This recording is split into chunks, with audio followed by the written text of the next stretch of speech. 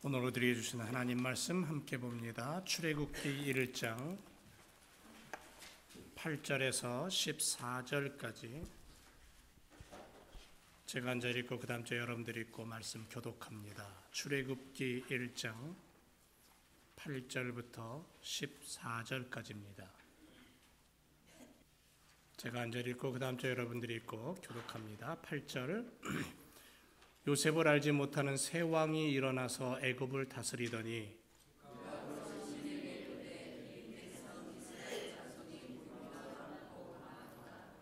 자 우리가 그들에게 대하여 지혜롭게 하자. 두렵건대 그들이 더 많게 되면 전쟁이 일어날 때에 우리 대적과 합하여 우리와 싸우고 이 땅에서 갈까 하노라 하고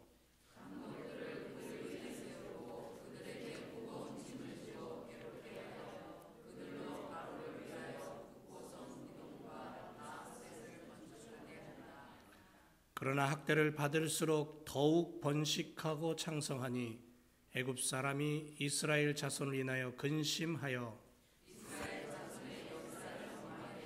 다 같이 고역으로 그들의 생활을 괴롭게 하니 곧 흙 이기기와 벽돌 굽기와 농사의 여러 가지 일이라 그 시키는 역사가 다 엄하였더라. 아멘. 우리 성가대원들 들어가는 동안에 우리 옆에 있는 분하고 인사 좀 하죠. 주님의 이름으로 사랑합니다. 반갑습니다. 잘 지내셨습니까?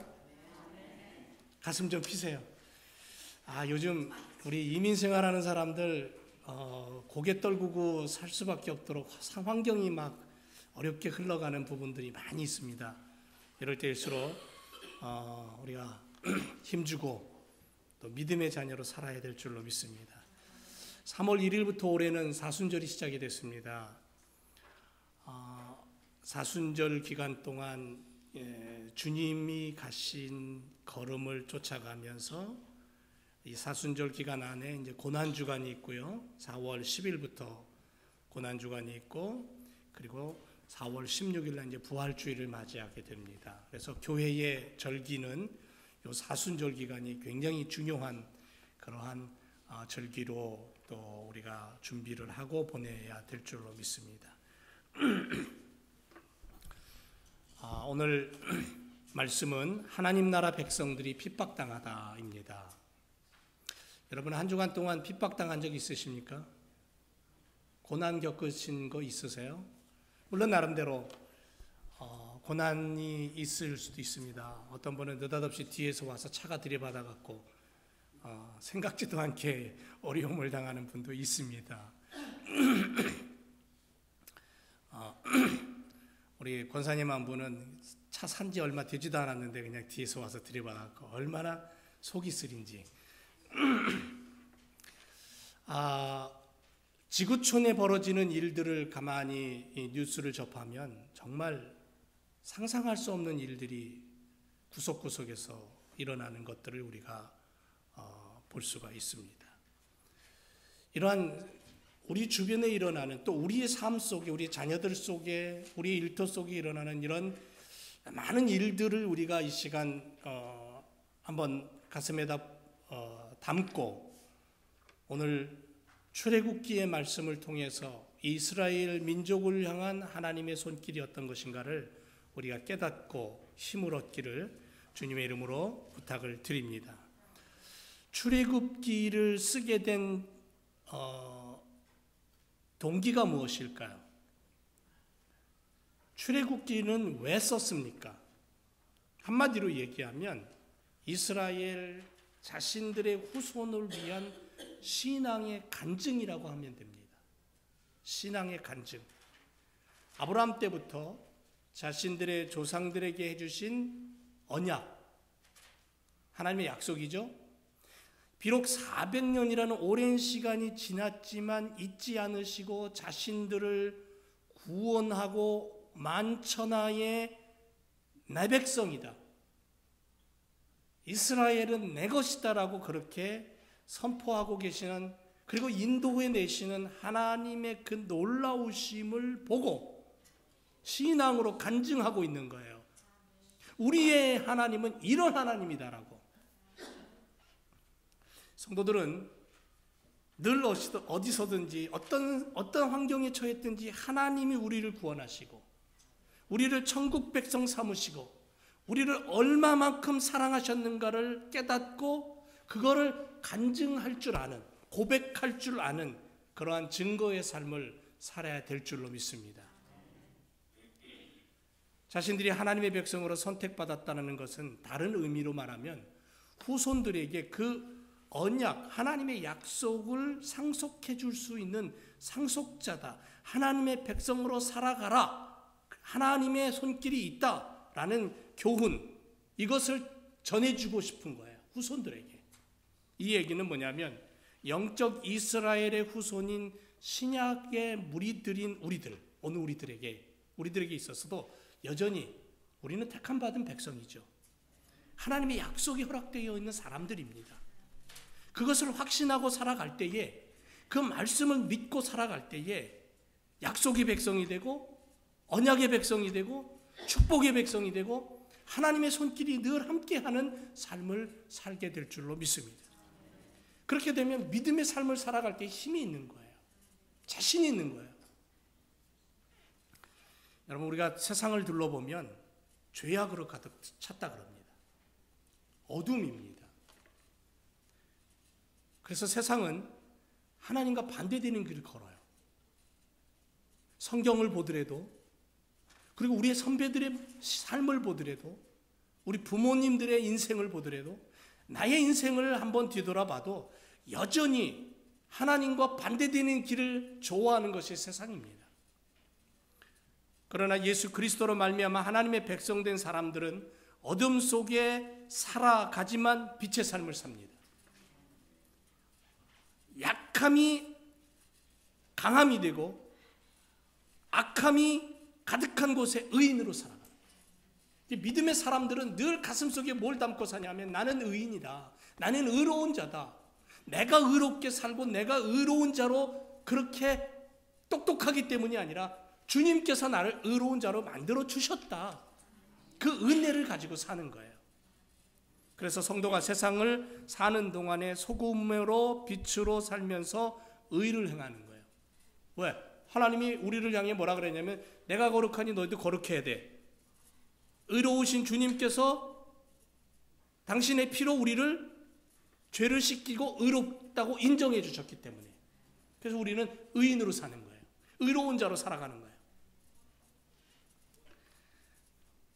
악인들은 의인의 흥황을 두려워합니다. 그래서 성도는 애매한 고난을 받을 때가 참 많습니다. 애굽에서 이스라엘 민족이 받은 핍박도 그러했습니다. 그들이 핍박받은 이유는 이방 민족으로서 애굽에 거하면서 번성했다는 거예요. 이스라엘의 번성함이 애굽 사람들의 시기거리가 되었고 염려거리가 되었습니다. 이스라엘의 고난은 하나님의 언약 때문이었기 때문에, 언약으로 말미암은 시작이었기 때문에 이스라엘의 번성함은 하나님의 손길이었어요. 그런데 애굽 사람들은 그들의 번성함을 시기했어요. 미워했어요.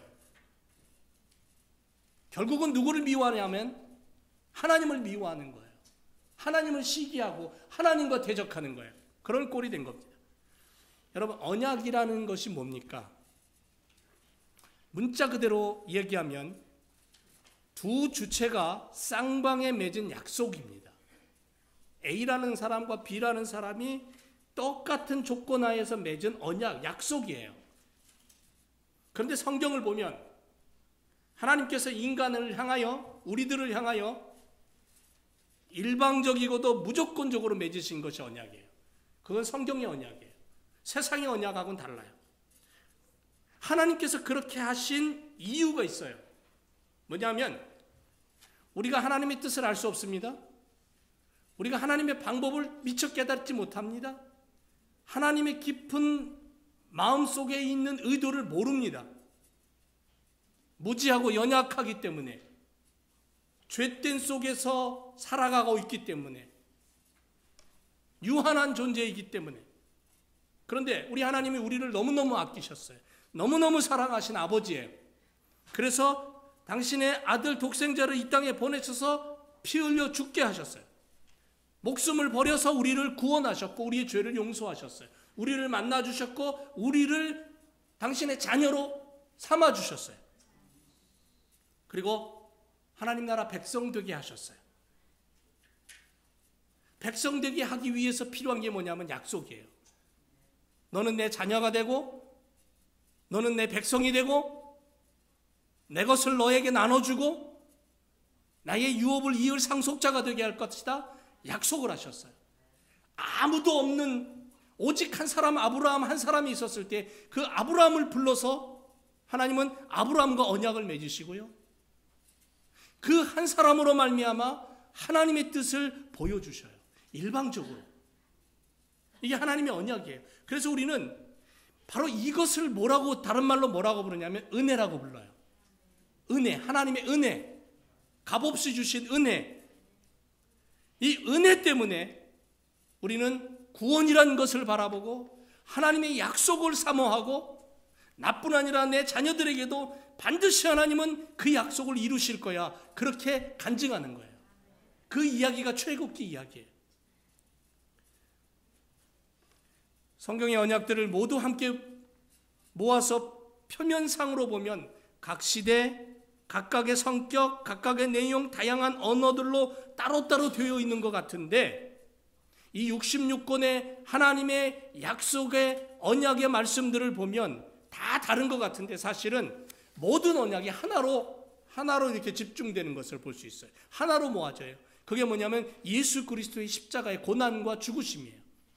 피 흘리심이에요. 그리고 그것을 바라보고 나는 예수님을 믿습니다. 예수님이 내 죄를 십자가에서 피 흘리심으로 씻으셨습니다. 고백하는 자, 그를 향하여 내가 너를 택했다. 내가 너를 구원했다. 이렇게 말씀하시고 약속하시고 내가 너를 나의 나라로 이끌어갈 거야. 그렇게 말씀하시는 거예요. 이 성경은 그 이야기를 하고 싶은 거예요. 여러분 우리는 지금 어떤 어려움을 당하고 있습니까? 단지 예수 그리스도를 믿기 때문에 당하는 어떤 어려움과 고통은 없습니까? 아마도 남아프리카 공화국에서 선교 사역을 하고 있는 함선교사 가족에게 부부에게 있어서 이 이야기는 피부로 와닿을지 모르겠습니다. 가족이나 주위 사람들로 인해서 애매히 고난받을 때도 있고 하나님의 택함받은 의로운 자녀이므로 세상에서 고난받을 때도 있습니다. 왜 우리에게 이런 고난이 다가옵니까? 이런 고난 속에서 우리가 취해야 될 태도는 무엇일까요?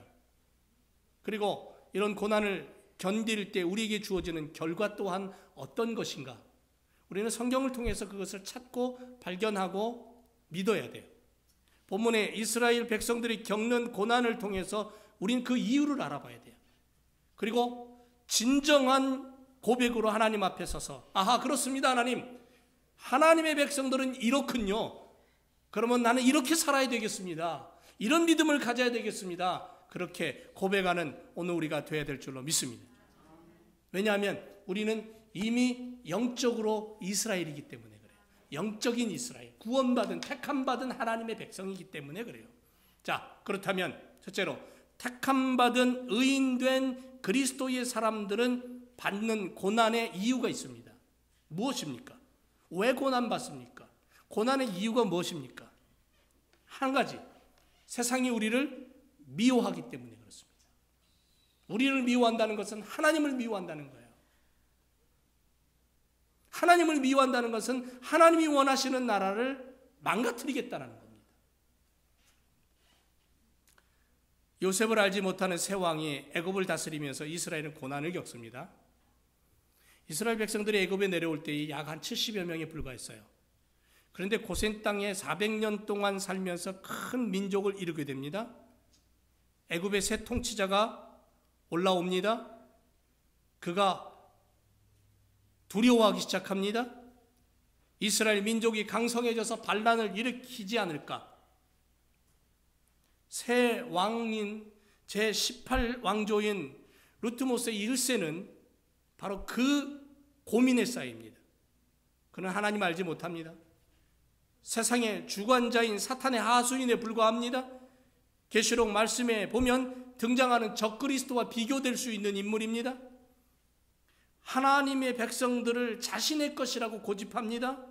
그리고 붙잡고 자신의 권력을 유지하기 위해 학대하고 노역을 시키고 종으로 부립니다. 여러분, 이스라엘의 번성함은 지난 시간에도 말씀드렸습니다만 자연적인 현상으로 설명할 수 없는 거예요. 초자연적인 하나님의 손길이 있었어요. 하나님의 역사가 있었어요. 그런데 사탄은 바로라는 왕을 통해서 하나님의 일을 방해합니다. 이스라엘 민족의 번성함을 막으려고 합니다. 이스라엘의 번성함이 하나님의 구속사역의 과정이라는 사실을 모르는 거예요. 우리는 알지만 그들은 모르는 거예요. 하나님의 나라가 건설되고 하나님의 백성들이 회복되는 것을 사탄은 원치 않아요. 지금도 마찬가지입니다. 그래서 지금도 성도들의 마음을 갈라놓으려고 하고 수많은 어려움을 던져줘서 믿음의 자녀들의 삶을 공경에 빠뜨리기도 하고요. 2단, 3단, 4단이 나타나서 그리스도의 이름을 빼앗아가고요. 이런 세상 속에 우리가 믿음의 눈을 가지고 살지 않으면 쓰러진다는 거예요. 넘어진다는 거죠. 하나님께서 이스라엘로 큰 민족을 이루게 하셔서 영원한 하나님의 나라의 모형으로 삼으려고 하셨던 것을 사탄은 알고 있었어요. 하나님의 계획을 알고 있었어요. 그래서 방해하는 거예요. 4대 만에 엄청난 숫자로 불어나는 12절에 보니까는 학대를 받을수록 더욱 번식하고 창성했다 그랬어요. 그랬더니 애굽 사람이 이스라엘 자손을 인하여 근심했다 그랬어요. 학대를 받으면 받을수록 더 커지는 거예요. 이 하나님의 손길이고 하나님의 역사인데 왜? 아무리 세상이 학대해도, 아무리 세상이 박해를 가해도, 아무리 세상이 믿음의 자녀들을 억눌러도 결국 하나님의 역사가 있기 때문에 성장하고 번성하고 창대해지는 거예요. 이게 하나님의 방법인데 세상은 그것을 막고 있는 거죠. 그래서 육체적인 고통을 더해줍니다. 그들의 번성함, 그들의 창성함을 막기 위해서. 심지어는 어디까지 가는 줄 알아요? 산파들을 시켜서 사내아이가 태어나면 무조건 죽여라. 모든 이스라엘의 싹을 자르겠다는 거예요. 남자를 다 죽이겠다는 거죠. 그 이야기는 뭐냐면 다른 얘기로 얘기하면요. 이스라엘의 단일 민족이라고는 히브리 민족이 어떠한 이념과 사상과 고집과 전통을 파괴하겠다는 겁니다. 우리 옛날에 일제 36년 동안에 일본 사람들이 이 한민족의 어떠한 정체성을 말살하기 위해서 이름도 바꾸게 하고 문화도 바꾸게 하고 다 바꾸게 하는 거잖아요. 모든 것들을 바꿔버리는 그런 식으로 이 두트모세 1세는 당시 고센 땅에서 번성하고 있던 이스라엘이라는 민족을 완전히 뒤집어 놓기 위해서 남자는 다 죽이고 여자는 다른 민족과 섞여서 결혼하고 살게끔 해갖고 민족성을 없애버리고 그들의 이념을 없애버리고 그들의 신앙을 없애버리기 위한 작전을 핀 거예요. 헤롯 왕은 메시아가 탄생했다는 박사의 소리를 듣고 두려움을 느꼈고 어린아이들을 무참하게 죽이는 살인자가 됩니다.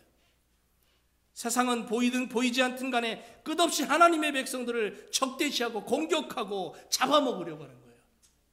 이 세상을 우리가 알아야 된다는 거죠. 그래서 하나님의 나라가 온전히 세워지지 못하게 하는 거예요.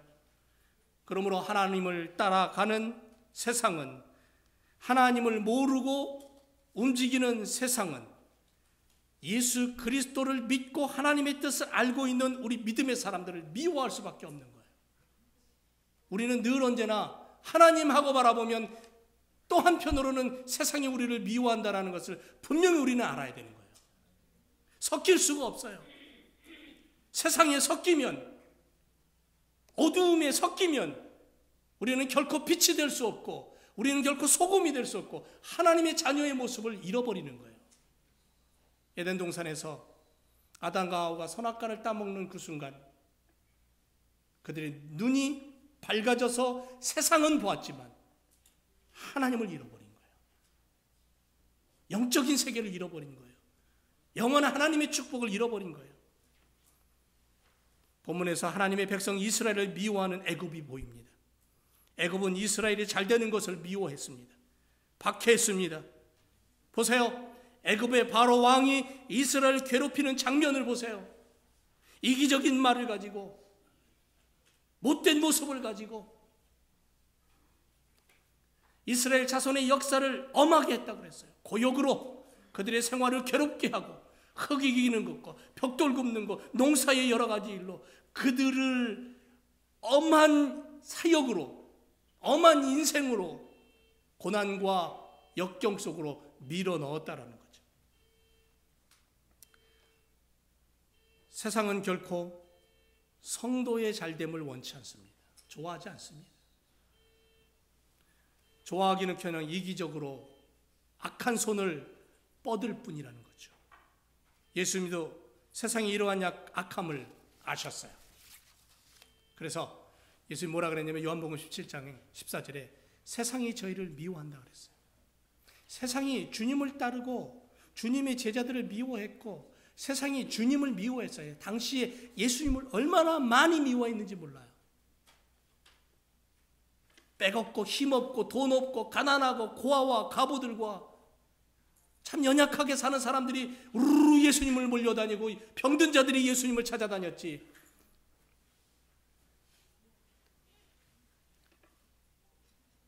세상에 사는 하나님의 백성들에게 고난과 핍박이 늘 쫓아다닌다는 것을 우리는 기억해야 됩니다. 그래서 어떤 분은 가정에서 믿지 않는 부모님 때문에, 형제자매 때문에, 직장의 불신자 상사 때문에 여러 가지 방식으로 친구들 속에서 그리스도인이라는 이름으로 살아가는 그 자체가 고난과 역경이다라는 사실을 알게 됩니다. 몸소 느낄 겁니다. 그러므로 우리에게 고난이 닥칠 때 그것은 하나님을 대적하는 세상 때문이라는 사실을 우리는 분명히 알고 이 세상 앞에 믿음으로 맞서야 될 줄로 믿습니다. 주님 우리에게 이렇게 약속했잖아요. 요한복음 16장 33절에 이것을 너희에게 이름은 너희로 내 안에서 평안을 누리게 하려 함이라. 세상에서는 너희가 환난을 당하라 담대하라 내가 세상을 이겼다 그랬습니다. 세상을 이겼다. 사랑하는 제일교회 성도 여러분, 택함받은 의인된 예수님의 사람들인 우리들을 이 땅에 살아가면서 고난을 당하고 어려움이 다가올 때에 하나님의 언약을 기억하기를 주님의 이름으로 축원을 드립니다. 그리고 예수님의 십자가 붙잡고 예수님의 보혈을 날마다 내 가슴 속에 담고 그리고 믿음으로 살아서 이 땅에서 믿음의 사람의 승리를 보여주는 삶을 살아가기를 주님의 이름으로 부탁을 드립니다. 또 하나, 택함받은 의인은, 택함받은 주님의 제자는, 택함받은 하나님의 백성은 결코 핍박에 굴복하지 않는다는 사실을 기억하시기 바랍니다. 굴복하지 마세요. 바로가 이스라엘의 번성함을 막으려고 고육을 시켰죠. 벽돌을 더 많이 만들게 하고 모세가 나타났을 때에는 지푸라기를 주던 것까지도 이제 지푸라기를 주지도 않고 직접 구에다가 벽돌을 만들려고 하고 수많은 노동의 일을 시키면서도 먹을 것은 제대로 주지 않고, 하지만 바로는 자기의 뜻을 이룰 수 없었어요. 이스라엘의 번성함을 막으려는 이유는 우리보다 많고 강하다라는 거예요. 그래서 우리를 떠난다라는 거예요. 떠나야 되잖아요. 이스라엘이라는 민족은 하나님의 민족이기 때문에 하나님의 나라를 찾아가야 돼요. 이미 약속했어요. 하나님의 나라가 여기 있다라고. 그런데 녹지 싫은 거예요. 자신들의 배를 불리고 자신들의 힘을 더 크게 키우게 하기 위해서 이들의 노역이 필요한 거예요. 그러니까 놓기 싫은 거죠. 빼앗기기 싫은 거죠. 자기 것인 양. 여러분, 당시 사회에서 숫자가 많다는 것은 힘이에요. 오늘날도 숫자가 많으면 힘이잖아요. 중국이 왜 그렇게 부강한 나라냐면 숫자가 많은 거예요. 힘이에요. 숫자가 많을수록 경제가 돌아갈 수 있는 가능성이 더 크기 때문에. 그게 힘이에요. 당시도 마찬가지였습니다. 오늘날은 뭐 숫자가 좀 적더라도 핵폭탄 터뜨려서 다 없애버리고 또 새롭게 시작할 수 있을지 모르겠지만 이 당시에는 그렇지 않았어요. 당시에는 얼마나 많은 백성들을 거느리고 얼마나 많은 속국을 거느리냐가 힘이었어요. 애굽인에게 있어서 장차 이스라엘은 애굽의 경제와 정치에 미칠 영향력이 굉장했던 겁니다. 그런데 그들이 커지자 위협을 느낀 거예요. 자신들의 힘, 자신들의 권력, 자신들의 돈이 빠져나간다라는 느낌을 받은 거죠. 그래서 이스라엘 백성들이 창성케 되는 것을 원치 않았어요. 결국은 압박을 가하고 고난을 가하고 남자의 씨를 말리는 작전까지 쓰게 되는 거죠. 이스라엘이 핍박 중에도 더욱 왕성해진 것은 악인이 핍박해와도 의인은 결코 죽지 않는다는, 하나님 이걸 얘기하고 싶으신 거예요. 너희 애굽이 아무리 강하게 밀려와도 내가 붙잡고 있는 내 백성은 결코 망하지 않아. 결코 쓰러지지 않을 거야. 내가 붙잡고 있는데. 하나님 이야기를 하고 싶으신 거예요. 하나님의 뜻이 실패한 것처럼 보입니까? 가룟 유다가 예수님을 돈에 팔았어요. 그리고 예수님이 십자가에 못 박혀서 피 흘려서 죽었어요. 사탄이 그걸 보고 승리의 축제를 벌립니다. 축배의 잔을 들어요. 자기가 이겼어요. 근데 아니에요. 하나님이 진 것 같고 하나님이 실패한 것 같고 예수님이 죽어서 다 끝난 것 같은데 아니죠. 3일 만에 예수님 무덤문을 열고 부활하셔요. 살아나셔요. 승리를 선포하십니다. 민수기서에 보면 발락이 발람 선지자를 불러다가 출애굽한 이스라엘 백성들을 저주하라고 말합니다. 간곡히 부탁합니다. 3번씩이나 찾아가서 불러다 놓고는, 그리고는 그렇게 얘기해요. 그런데 하나님의 뜻을 부러뜨리지 못해요. 막을 수 없다라는 거죠. 다윗 왕은 젊은 시절에 죽음의 고비를 수없이 넘겼어요. 멸시와 모욕, 핍박을 얼마나 많이 받았는지 몰라요. 고난의 삶을 정말 다윗만큼 고난의 삶의 삶을 사는 사람이 있을까 정도로. 그런데 다윗은 고난이 오면 올수록 하나님을 바라본 사람이에요. 자기의 나라에서 살지 못해서 생명의 위협을 느끼니까 주변 나라로 이민을 갑니다. 아니, 이민 간 게 아니고 아예 망명을 가요. 도망간 거죠. 근데 거기서도 목숨이 위태로우니까는 또 다른 나라로 도망가고, 그러다가 그것도 안 되니까는 미친 사람이 되어버립니다. 미친 척 하는 거예요. 그렇게 미친 사람으로 노숙자가 되어서 먹을 거 제대로 먹지 못하면서 그렇게 고난의 시간을 보내요. 동굴에서 잠을 자고요. 참 많은 아픔과 어려움 속에서도 그냥 하나님을 바라보는 믿음을 놓지 않아요. 그래서 다윗의 위대함이 뭐냐면 고난 중에도 하나님을 향해서 기도했다라는 거죠. 예배했다라는 거예요. 하나님이 다윗을 높여서 위대한 왕으로 만드시잖아요. 아브라함 보세요. 아브라함 누구보다도 위대한 사람입니다. 철저하게 아무것도 없지만 하나님의 약속을 믿고 있는 것으로 확신하고 살았어요. 자신의 무력함을 고백하며 하나님을 따랐고요. 약속을 붙잡는 사람으로 살았고요. 불가능을 가능으로 바꾸는 믿음의 사람이 되었어요. 그래서 그를 향해 뭐라 그럽니까? 믿음의 조상이라 그러잖아요. 미국의 제1호 해외 선교사 하면 저드슨이라는 사람, 아도니람 저드슨이라는 사람이 있습니다. 1814년 미얀마로 갔습니다. 그는 6살 된 아들을 잃었습니다. 그곳에서 1년 반 동안 죽음의 감옥에 갇혔고요. 아내는 열병으로 죽었습니다. 정신적인 쇠약으로 고생했고, 첫 회심자, 처음 예수님을 고백한 사람, 아니 믿음의 사람이 아니에요. 제자도 아니에요. 그래요, 나 예수님 믿을게요, 이렇게 시작한 첫사람을 만나기까지 5년이 기다렸어요. 말할 수 없는 박해 고난 속에서도 결코 하나님을 향한 믿음을 놓지 않고 복음 사역을 멈추지 않았어요. 사명이 생명보다도 소중했고 택함받은 하나님의 자녀의 삶을 결코 외면하지 않는 하나님을 믿었어요. 그러니까 하나님만을 바라본 거죠. 사단의 수없는 공격 앞에서도 포기하지 않았어요. 로버트 모리슨이라는 사람은 중국으로 파송된 개신교 첫 선교사예요. 아내를 잃었고요. 처음으로 예수 믿는 사람을 만나기에 7년 동안 고생을 했어요. 하지만 중단 없는 사역을 계속했어요. 택함받아 의롭게 된 그리스도의 사람, 그리스도의 일꾼. 사탄은 수없이 세상적인 방법으로 핍박을 가하고 회유하고 고난을 주고 아픔을 겪게 합니다. 내 주변에 사랑하는 것들을 빼앗아 가버리고 나로 하여금 믿음을 빼앗으려고 합니다. 그러나 택함받은 의인은 결코 핍박에 굴하지 않는 거예요. 하나님의 약속이 있기 때문에, 하나님의 믿음이 있기 때문에. 역사의 주관자 되시는 하나님이심으로 결국 하나님의 백성이 승리하게 되는 거예요. 여러분의 한국 땅 보세요. 처음으로 복음을 들고 온 사람들 그 자리에서 목이 달라져 나갔어요. 피를 쏟아냈어요.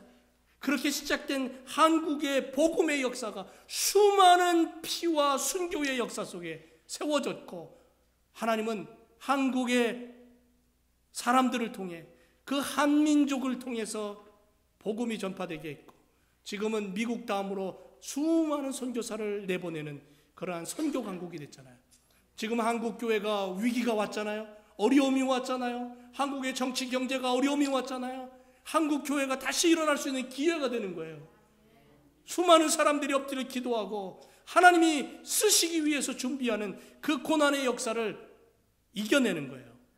하나님의 약속을 믿고. 오늘 우리도 마찬가지잖아요. 이민생활하면서 최근 들어서 정치 경제 굉장히 어렵잖아요. 우리 수많은 어려움 속에, 불안함 속에, 더군다나 신분이 없는 분들은 아픔 속에 막 살아가는 그런 모습들을 우리가 듣고 경험할 때면, 뉴스를 접할 때면 정말 마음이 아파요. 그런데 주님은 그런 고난 속에 있는 믿음의 사람의 기도를 들으신다는 거예요. 하나님의 귀는 우리의 그런 간구 앞에 귀가 열려 있다라는 거예요. 세상을 향하여, 세상의 어떠한 정치적인 노름과 세상의 쾌락을 향하여 하나님은 귀를 닫아버리셔요. 하지만 우리의 고백을 하나님은 들으시고 귀를 여시는 거예요. 택함받은 성도들을 향하여서 결코 핍박에 굴하지 않는 하나님의 축복의 손길을 우리에게 주시는 거예요. 그래서 오늘도 우리가 이 땅을 살아갈 때에 하나님, 고난의 의미는 장차 나타날 영광과 좋게 비교할 수 없음을 믿습니다. 하나님, 내게 주신 이 고난을 통해 하나님의 영광이 드러나길 원하고, 하나님이여 택함받은 우리의 삶을 통하여서 세상이 주는 고난과 핍박 결코 쓰러지지 않고 승리하게 하옵소서. 이런 기도가 우리에게 있어져야 될 줄로 믿습니다. 그렇다면 택함받은 의인된 하나님의 백성들이 받게 될 상급은 무엇일까요?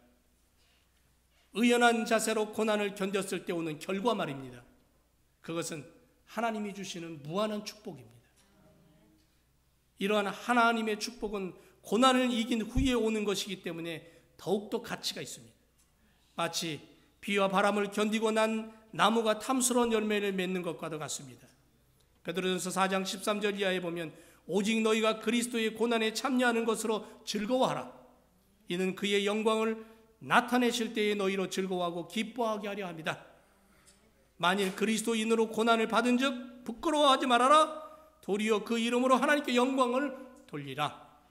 우리에게서 고난의 열매란 신앙의 성숙함입니다. 핍박을 통해서 내 믿음이 더 강해집니다. 신앙에 성숙해집니다. 하나님을 바라봅니다. 하나님의 은혜가 충만해집니다. 지금 고난이 있다 한다면 그 고난을 통해 열매를 바라보고 살아갈 때에 하나님은 우리를 붙잡고 계시는 약속의 하나님으로 함께 하실 줄 믿습니다. 택함받은 의인의 결국은 하나님의 뜻이 성취되죠. 여러분, 하나님의 축복이 나타난다는 것은 뭐냐면 하나님의 뜻이 성취된다는 거예요. 하나님의 뜻이 뭔지 아세요? 이스라엘 백성들이 애굽의 바로에게 근심거리가 되어 핍박을 받게 된 것은 하나님의 계획과 섭리 속에서 이루어지는 일이었어요. 이스라엘 백성이 처음 애굽으로 내려왔을 때에 애굽 사람들에게 선대받았죠. 환영을 받았어요. 그래서 땅까지 내어주고 마음대로 먹고 살라고 자유를 줬고, 그런데 이스라엘 민족은 애굽에서 풍요로운 물질 문명과 그 혜택을 누리며 번성할 수 있었어요. 하지만 이스라엘 민족의 애굽에 영원히 거하는 것은 하나님 뜻이 아니에요. 하나님의 방법이 아니에요. 하나님의 의도가 아니에요. 하나님이 이스라엘을 통해서 아브라함이 약속하신 적과 꼬리를 흐르는 그 땅에 하나님의 나라를 세우고 싶은 거예요. 하나님의 영광을 위한 나라. 그래서 70명밖에 안 되는 그들을 애굽 땅 고센 땅에다가 딱 거기다가 가둬놓고 그들로 하여금 400년 만에 하늘의 별과 같이 바닷가의 모리알처럼 엄청난 숫자로 하나님이 만들어 놓으신 거예요. 이제는 백성이 되었기 때문에, 백성이 준비되었기 때문에 땅을 향하여 가야 되는데 가기 싫은 거예요. 여기가 풍요롭고 여기가 좋은 거예요. 하나님은 하나님의 뜻을 이루기 위해서, 하나님의 섭리를 이루기 위해서, 하나님의 계획을 진행시키기 위해서 애굽의 왕 바로 왕을 움직여서 이스라엘을 고욕의 길로, 고난의 길로 하나님이 몰아넣으신 거예요. 우리는 깨달아야 돼요. 하나님의 택한 백성은 하나님의 축복이 있다는 것. 그러나 그 축복과 함께 고난이 있다는 것. 그 고난은 뭐냐면 하나님의 뜻을 이루기 위한 고난이에요. 세상이 주는 고난인 것 같지만 하나님의 영광과 뜻을 위한 고난이에요. 그래서 우리가 오늘도 나에게 어떤 어려움이 오면 이것이 세상으로부터 오는 고난이지만 하나님의 어떤 뜻이 있는가? 하나님의 뜻을 먼저 찾아야 돼요. 하나님의 영광을 먼저 찾고, 이스라엘이 당한 고난은 그들로 하나님의 구원을 소망하게 만들었어요. 그래서 출애굽을 한 거예요. 모세를 부르시고 모세로 하여금 이스라엘 백성들을 이끌어내게 하셨고, 바로 왕의 핍박과 고난과 그의 손길을 통해 이스라엘 민족은 하나님의 뜻을 알아가기 시작하는 거예요. 사랑하는 지역 교성들 여러분, 하나님의 언약으로 인한 은혜의 사람으로 살아갈 줄로 믿습니다. 오늘 우리는 그렇게 살아야 돼요. 하나님의 은혜로 살아야 돼요. 성도가 고난을 당하면 하나님의 구원을 갈망해야 되고, 성도가 핍박을 당하면 하나님의 십자가의 구원을 소망해야 되고, 성도가 고난을 당하면 하나님 앞에 엎드려 회개하고 연단을 받으면 신앙이 성숙해지고, 그 성숙한 신앙으로 하나님의 말씀을 붙잡고 살아갈 때 하나님의 뜻이 성취되는 거예요. 이스라엘 백성이 바로에게 당한 고난이 그들을 출애굽시켰던 하나님의 약속의 출발이었던 것처럼, 사랑하는 제 교성들 여러분, 환난은 성도에게 인내는 연단은 소망을 이룬다고 하신 약속의 말씀을 붙잡고, 오늘도 나는 택함받은 백성으로 미국 땅에 살아가지만, 이 땅에 살아가지만 내 생명 다하는 그날까지 나 어떤 어려움이 오고 어떤 고난이 오고 어떤 핍박이 와도 오직 주님을 바라보고 오직 십자가의 믿음의 사람으로 서서 하나님의 뜻을 성취하고 하나님의 약속을 거머쥐고 하나님 주신 축복을 마음껏 누리는 그러한 믿음의 교회로 만들고 가정을 만들고 우리의 자녀들을 만들겠다고 주님 앞에 엎드려 기도하며 결단하며 하나님을 붙잡는, 그리고 믿음의 사람이 되는, 그리고 하나님의 뜻을 성취하는 그러한 우리들의 신앙이 되어야 될 줄 믿습니다. 기도하겠습니다.